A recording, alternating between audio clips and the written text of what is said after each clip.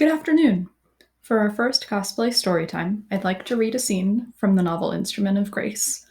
This scene features Ezri completing her Jantara ceremony, where she reckons with the identities of her past hosts.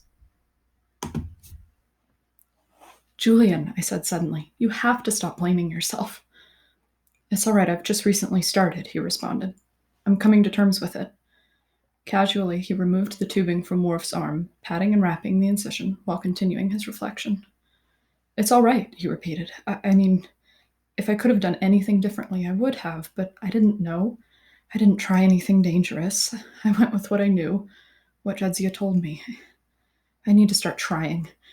He sniffled but rushed to cover his face with his sleeve, before nervously dismissing Worf from his part of my ceremony. When we were alone again, he turned to me. I talked to Elam, Julian admitted, when we were alone.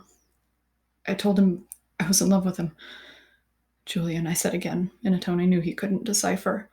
The closest he might guess was disappointment, but even that had a dozen different motivations behind it. What? He gathered his scanner and measured my vitals once more, recording them on the chart and ensuring I was not too weak to continue. It had been an exhausting evening for all of us. The joy of seeing old friends was quickly trampled by the roles they played in the ceremony and all of the secrets they unknowingly revealed. I know what you're doing, I said. He sniffled again and laughed dryly. Oh, good, because I don't. I thought that might be good advice to get from my wife. My mouth fell open, and I looked at the basin in defeat. You invested a lot in Jadzia emotionally, I told him. It's not about Jadzia, he argued, tossing his hands. I know. We said it wasn't. That was the first thing we said, but look. Would you believe her instead of me? As I spoke, my fingers crawled toward the basin, creeping up over the side, making a muffled sound as one touched the surface of the liquid. Julian leaned in, watching as I swirled my finger in circles, sending ripples to the sides of the pool. I trust you. I want you to do this for me, and for yourself and for our daughter and for closure. I thought we agreed on Kira, he replied, thoughts muddled. Daughter, but the ultrasound, Dax told me. I smiled softly. Do you want to do this? I can set it up. I've watched you every time. Daughter, he whispered again in awe. Yeah, I smiled, touching Dax gently, grateful for its help. Don't feel selfish. You're doing this for all of us. Tempted, Julian found himself nodding before his mind could catch up. Absently, he reached for his sleeve and tugged it upward, mumbling, Here, let me, and preparing himself to receive the injection. The transfer of Jadzia's consciousness occurred slowly, stretched between my novice supervision and Julian's reluctance to accept it in the first place. Julian, it's okay, I'm here. Can you hear me? Julian? His fingers clawed at his face, and he could feel that he'd been crying. I can hear you, he decided after a while. I caught his wrists and held them down. He had started fidgeting, the victim of an uncomfortable disparity between the new identity in his mind and the way he had always perceived himself. Almost there, I said. Tell me everything you're feeling. Let me know if you need to stop. Where's my... I left my pad. Julian fumbled against my grip, finding nothing on the table. Your pad? I'll get it for you. Hang on. When I turned and retrieved it from inside his medical kit, Julian forced the stent further into his arm and groaned. Julian? He did not answer to that. I tried. Jadzia?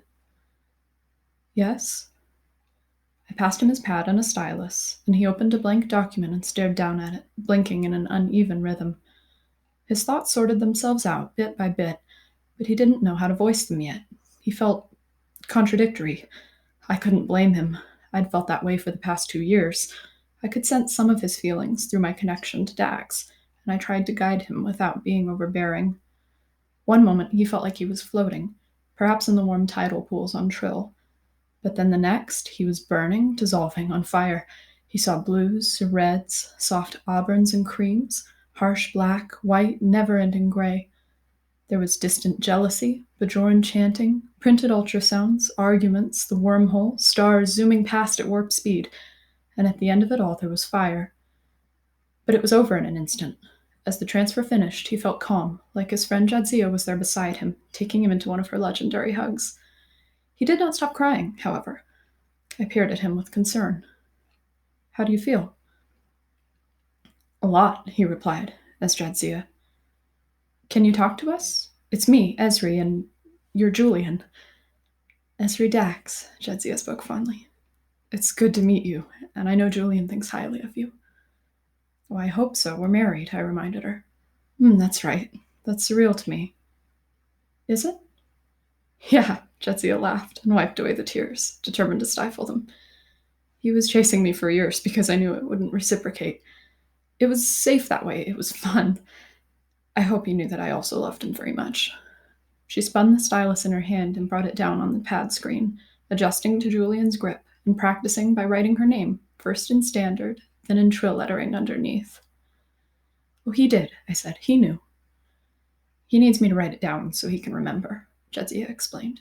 Oh, sure. That's a good idea. I leaned over to take a closer look, then huddled back again, apologizing for the intrusion. But Jadzia did not seem to mind. She encouraged me to ask more questions. I mean, I've only done this once, Jadzia said. As if it made a difference, I mentioned that I was a counselor and had gone my whole life without wanting to join. I hope that's not insulting to you, I concluded. Well, that's something Dax hasn't done yet, Jadzia mused, shrugging. I'm really proud of you. Of me? Of Julian, too, but yes, of you.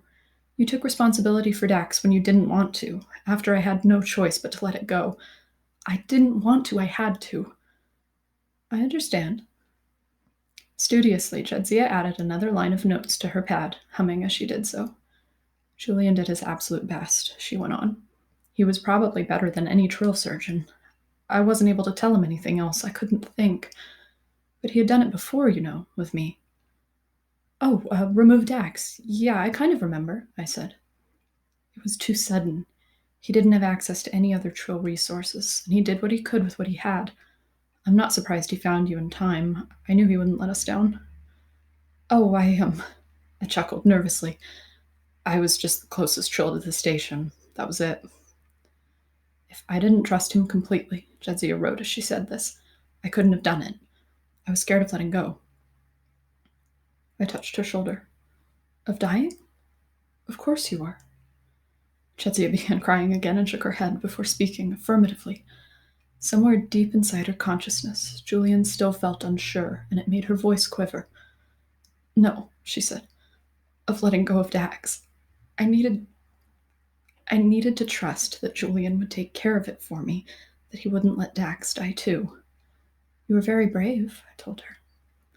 It's a huge relief that I can just sit here and talk to you. You have no idea, Jadzia went on. I've been waiting. How long?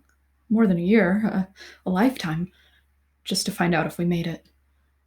I'm sorry it took me so long. I've been trying to work through all of Dax's feelings, and I'm not blaming you, Ezri, she said.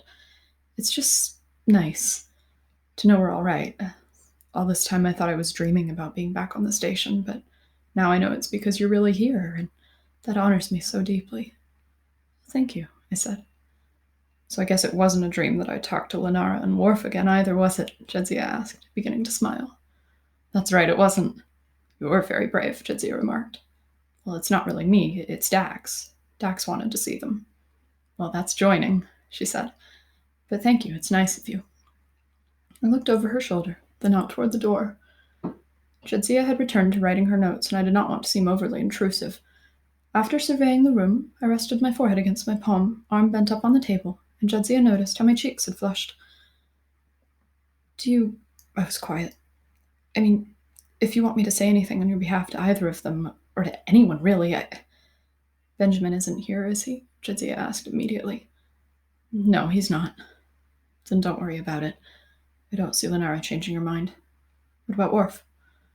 Jadzia set aside her stylus for a moment, studying Julian's fingernails as she turned one hand over in the other.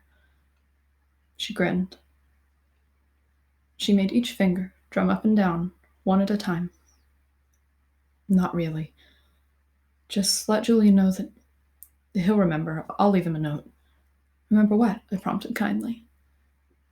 Well, about a week before my wedding, he met me one night and took me to dinner and told me I was making a mistake. She paused and reenacted the motion, and I looked at him and I said, Julian, I don't want to hear it. You know that you and I are friends, and I value that more than anything. And he interrupted me, and he said that was exactly the problem. I didn't want to hear it. I just wanted to get it over with. I found someone I liked, someone I thought balanced me, someone I could have fun with. I thought that was it. And honestly, we weren't married long enough for me to know. Maybe Julian was right. Jadzia made an abridged note of this, enough to spark Julian's memory. And then she reached across the table to touch my hand. She took it beneath hers and squeezed it hard, before realizing this was Julian's body she was using. She backed off immediately and folded her hands together, setting them under her chin and giving me an apologetic look. I liked Worf a lot. I liked Julian a lot. Julian liked me a lot, but I honestly don't remember loving anyone after Lenara Khan. I knew I couldn't do that, though. I couldn't do that to her, so I settled. Julian and I talked about you, I said. When we first started talking again, there was a while where we just didn't, and it hurt. Well, tell him he didn't make a mistake with Dax, all right, Jadzia asked softly. He made a mistake with you. I'm sorry? I was shocked. I really thought he'd matured that night at dinner, but marrying you for me, that's... Oh no, it was my suggestion, I said. Suggestion? She tipped her head incredulously to one side. Yes, we'd been seeing each other almost a year, not counting the time you knew him. You can count the time I knew him. I always did that with Curzon and Benjamin. But you shouldn't have married him. Oh, and what, I should marry Lenara Khan? What are you saying? I don't know. I'm saying it's not fair to either of you, because you've both changed. He feels responsible for my death, and you're not me. He's trying to apologize to you for something he didn't even do to me. There's no connection. He didn't know how to bring it up on his own, but I sure do. Jadzia, I'm sorry, I said. She waved her hand in calm, steady dismissal. It's a lot to put back together, I know. Don't be so hard on yourself. But I suggested it, I whimpered. I thought we would be good together. I thought it would be good for both of us. He's running to me from you for the same reason. I can't reciprocate. Wait, he likes a partner who can't reciprocate? No, he likes resistance. Carrick. Oh, it's so obvious to me now. I thought I was attracted to him, but maybe only Dax is? Jadzia tried to calm me. I know you have a strong connection. I know he's your best friend on the station. But it doesn't have that spark, does it? I thought it did. I don't know. Jadzia touched my hand more gently this time. Promise not to be too hard on him either. He just wants to help.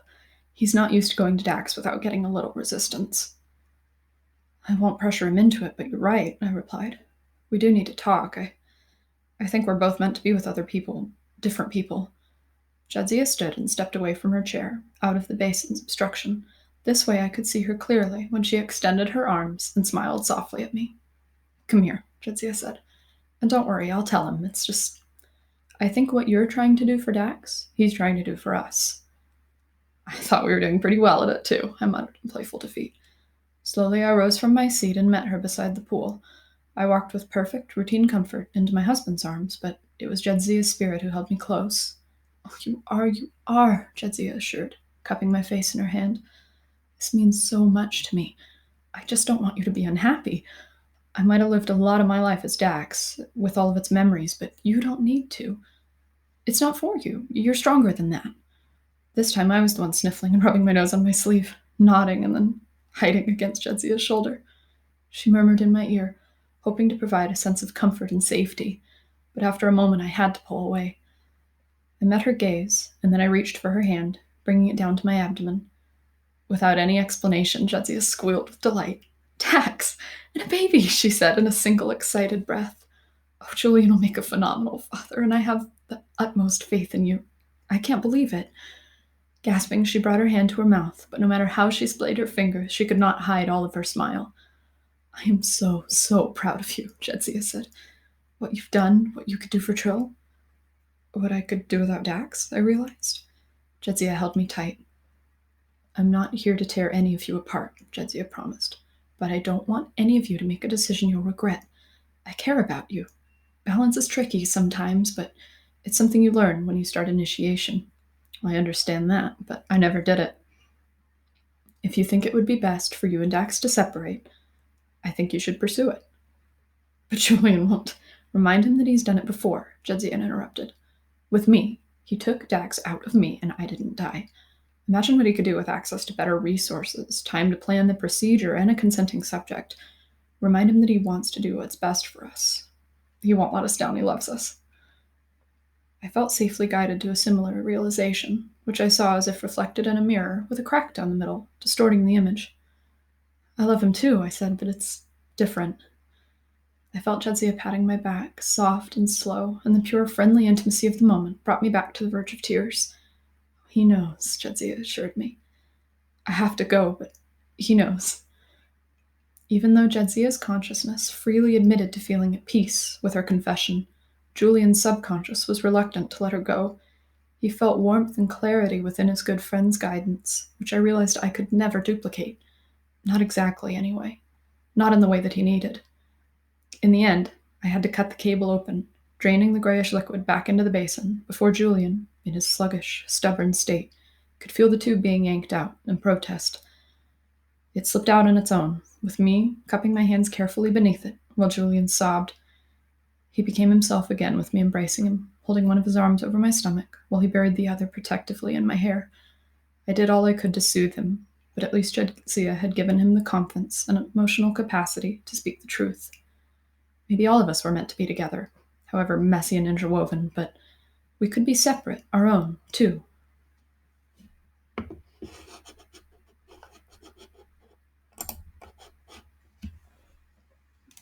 Now bear with me while I find the camera. I hope you enjoyed.